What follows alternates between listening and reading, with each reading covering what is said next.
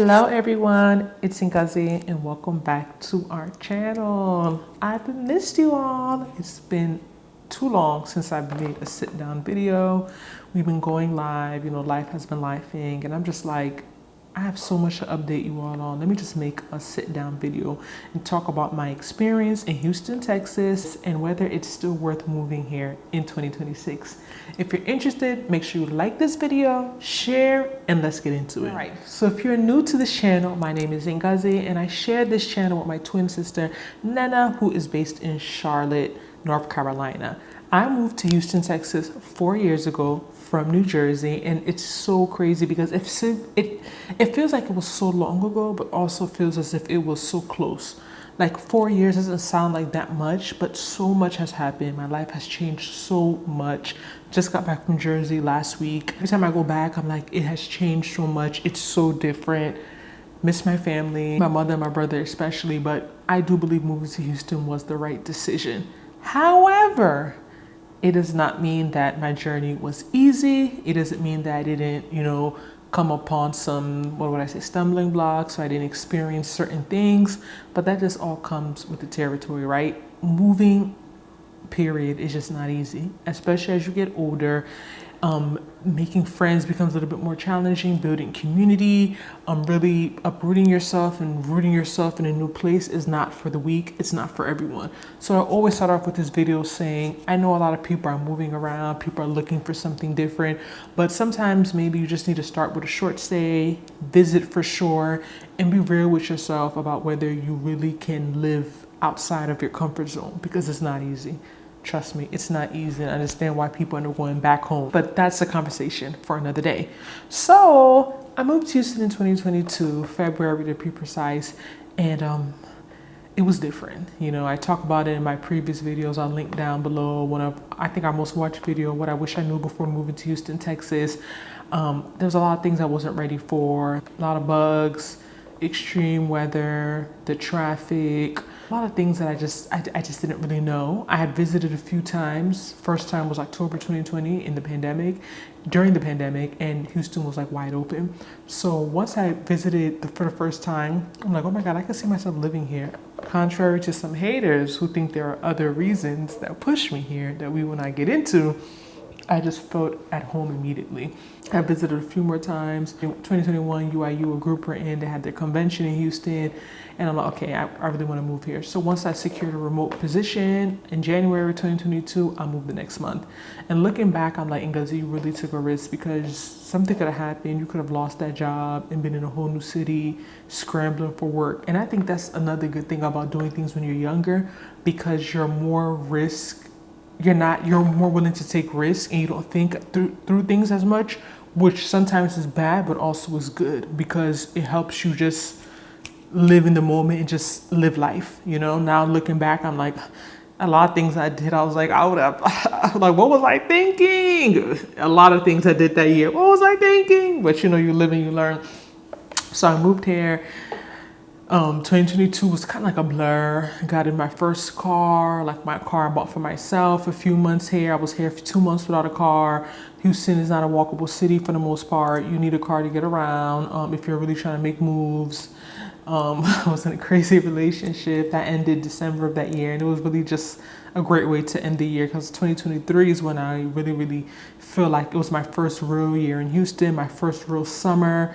I started really meeting people, going out more, socializing, and it was so different. I was out. I never dated as much as I did in 2023.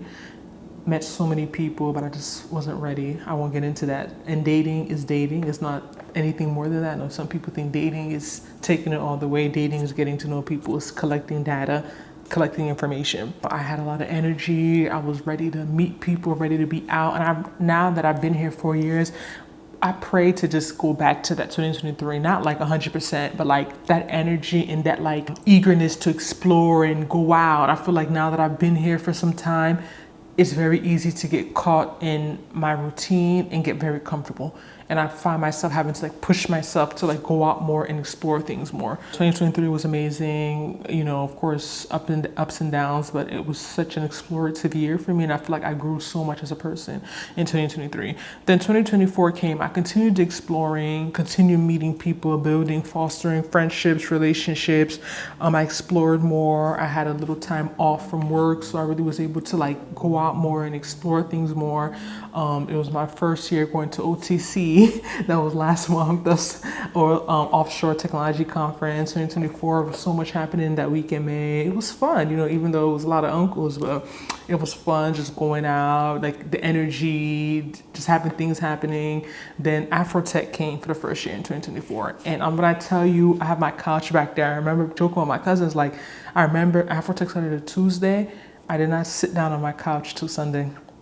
To Afrotech was over, and it was like the first time, so I've never been to it. I know it's held in Cali before, it's held in Austin before. It was just like, okay, this is in our city, I remember they had like a welcome party Tuesday, and my friend was there, and okay, let me just check it out. I believe it was at Off the Record, my first time going, and just from there, events, and it's about it being new, like that excitement, right? Like everyone was like just trying to be social and mixy, and you know, we're going into the events, and even though it came back in 2025, it just was not the same.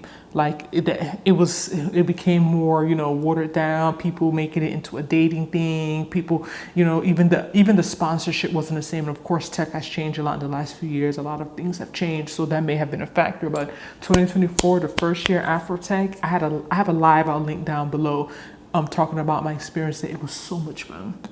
So much fun. So just stuff like that. Like 2024 was still my second year here, so it was still, things were still new to me, right?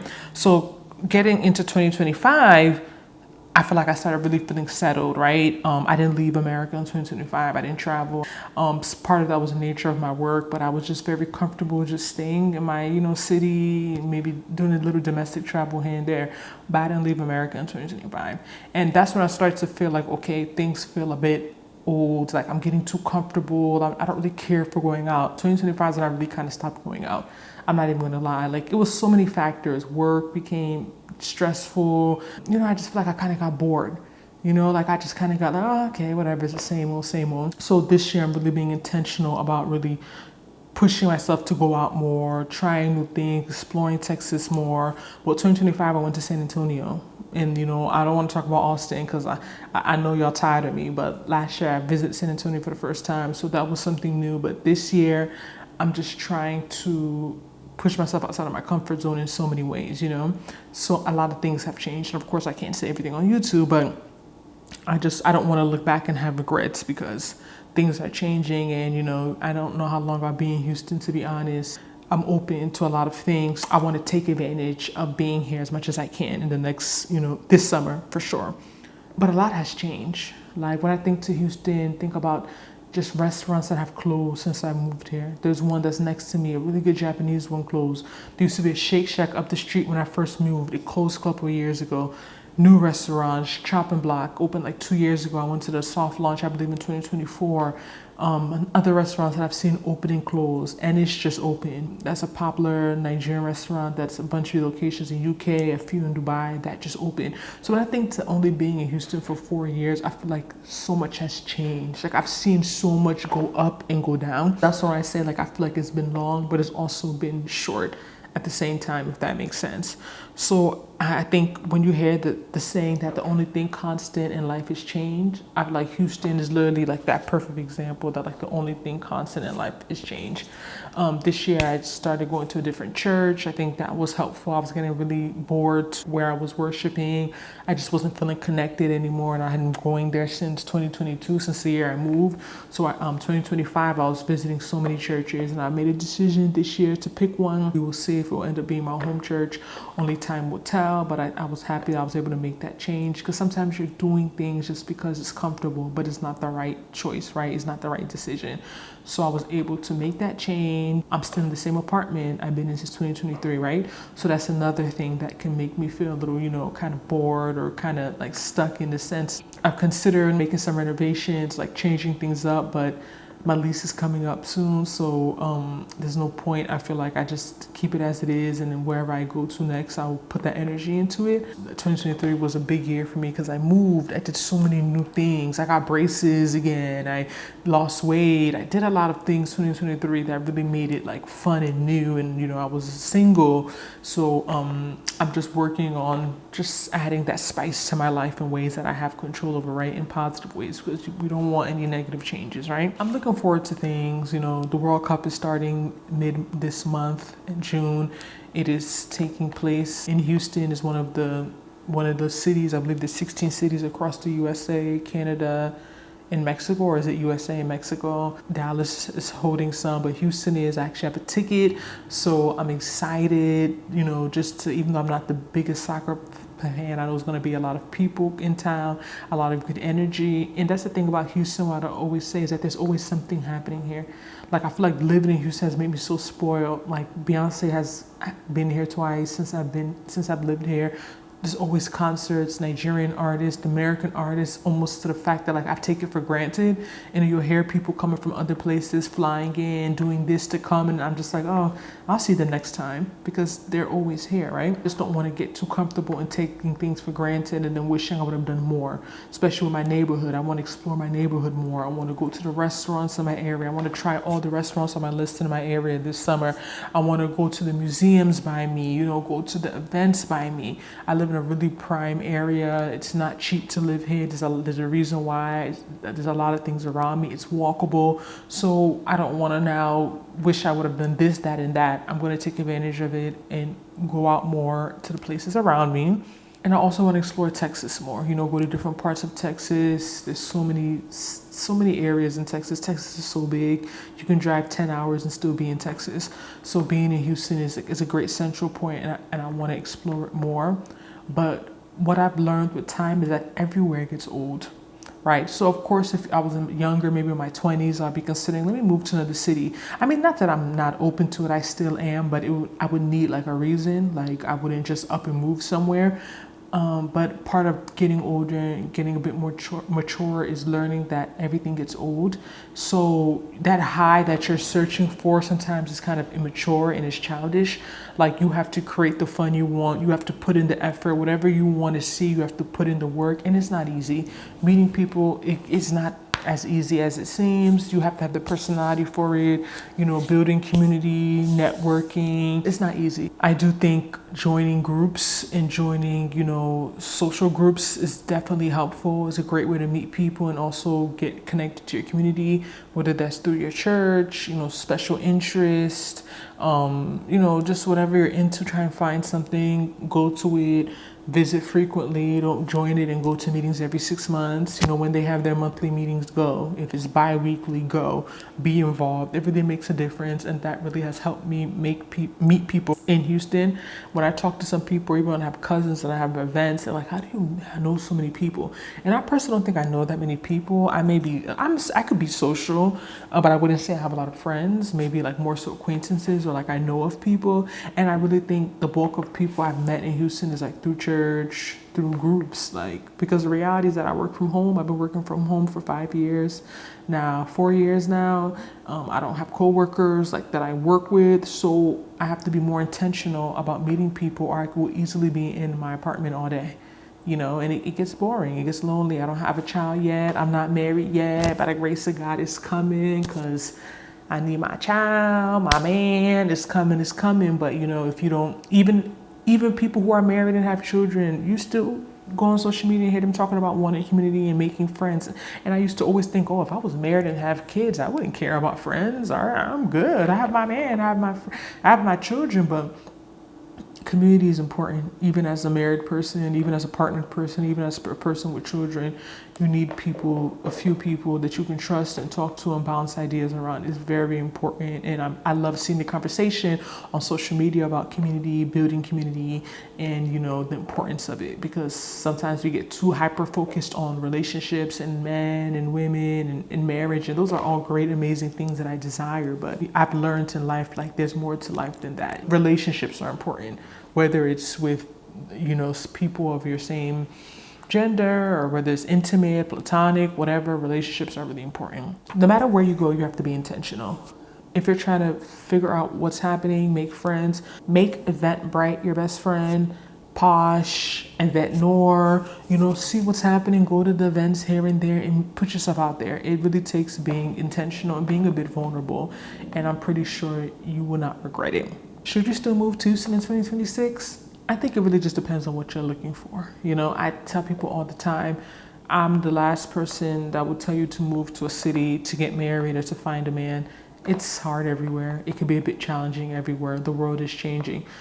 If you ask my personal opinion, if you're really looking to settle down, I would say go to a mid-sized city. I'm gonna have a video on this. I keep talking about this mid-sized city stuff, which I believe is a city between like 100,000 and like 250,000 people. I would not say go to a major city, because people think, oh, major city is a lot of people. Yes, that's pros and cons in the sense that people are more distracted, people are having fun, they're working on their career, and it can just be hard to meet serious minded people, versus where there's not much, and you're not going to like a rural town, but where there's not that much happening, people tend to be more serious because they have less options. If you're looking for just something new, you want somewhere no state income taxes, more affordable. Houston's not cheap. Texas is not as cheap as people think, unless you're going to live like in the country. I think a lot of people think Houston is cheap. It's not. They blame us transplants for everything. One of the things I properly see us blamed for is the higher cost of living, but the world has changed. We're currently in a war with Iran. Things have just become more expensive in the last few years since I've lived here. And I'm not saying that may not be a factor, but overall inflation is the thing, right? Of course, for people coming from up north and from the West Coast like Cali, Texas is very affordable because we're used to much higher cost of living. As of today, the average home price in America is $514,600, and the median home price is $403,200. In Houston, the average home price is $428,700, and the median home price is $332,000. So why I say average and median is average is what that is selling for, and right now the market is a little bit inflated versus what the median of what people are actually buying it for, which is a bit lower. So as you can see, the price difference nationally is like almost 100K difference, right? So Houston is still way more affordable. You can still get a new build with a Houston zip code in the 300,000s. Going back to Jersey, where I'm from, it's so expensive. That's another thing that people are being pushed out the market. Like, you're not buying anything worthwhile for 300,000, even $500,000, 500K. No, to get anything reasonable, at least 600-700K, and it's still gonna be old. I was talking to my girlfriend, hey, if you're watching, and she was talking about what they consider old. She was saying like 2015. I'm like, girl, y'all are so spoiled down here. 2015 home in New Jersey is brand new. And people down here refer to it as like old. And she was saying something about her parents' house, something, oh, it's old, 2005. Like, that's an old house. In New Jersey, the house I was born and raised in was built in the 60s, and it's still not, is relatively new compared to like houses were built in the 20s, the 1910s, 1930s. So the real estate market is very different. Homes do appreciate more up north for sure, even if they're older. That's the thing about down here. I think because we have a lot of land and there's so many new builds, houses don't really hold a value the way they do up north, right? You have to go to certain pockets of Houston, like Montrose, River Oaks, where you have older homes. Those are the ones that usually hold value. But the new builds, you're just buying it just to say you have a brand new home and no one else has lived in it. But I'm telling you, people are still building in 300,000s in Houston with a Houston zip code. So Houston is still affordable compared to many parts of America. So I understand why people are coming down here. If they want a new home, they're being pushed out. They're paying so much money to still live in an apartment or older home up north, and you are willing to make the move. You can come down here and get a lot for your money. I definitely agree. The weather can be challenging. I have my hair out, got it blown out last week. It was like in the 50s, 60s. Like on Saturday, came back, was 90s, humid. I'm like, this is why I don't wear my hair out like that in Texas. Or I used to not wear my hair out like that because I haven't worn a wig all year. It's so humid down here. It's so hot. But I love it. I don't take it for granted. It's been raining this week, but I love the weather down here. But yeah, real estate here is still is still a thing. You can build a brand new home, have a big backyard, have space, you know, for a reasonable amount of money. So if you are looking for somewhere new, you want a new home, you want an affordable home, you have a job that's transferable, you know, down here is business friendly, healthcare, oil and gas. When you're looking for something new, I would still recommend Houston. Just try it out. You know, if it doesn't work out, you can always go back. But a lot of people are moving down here. I was out a couple weeks ago outside, bumped into this person, that person from Jersey, and I'm like, oh my God, it's like everybody is here at this point. So I'm proud to be one of the trailblazers, and I even came late. I wish I visited Houston before the pandemic, but I didn't get the opportunity. I was in school, and you know, I'm just happy I'm able to be a part of this. And you know, I'm open to whatever the future holds. I want what God wants for me. You know, I've surrendered and left a lot of things to the Lord. But Houston is a great place. Always so much happening, great energy, always something to do, great place to meet people, network. You know, it's not perfect, nowhere is. Like, that's just a part of life. Just visit in the summer. Visit during the summer between June and August to see if you can really withstand the heat, and just to come when things are happening. And just, you know, it is what it is. Take a chance. You never know what you may find. But let me know if you're considering moving to Houston in 2026. Does this video help? What are you looking for? What is your main reason for considering moving to Houston in 2026?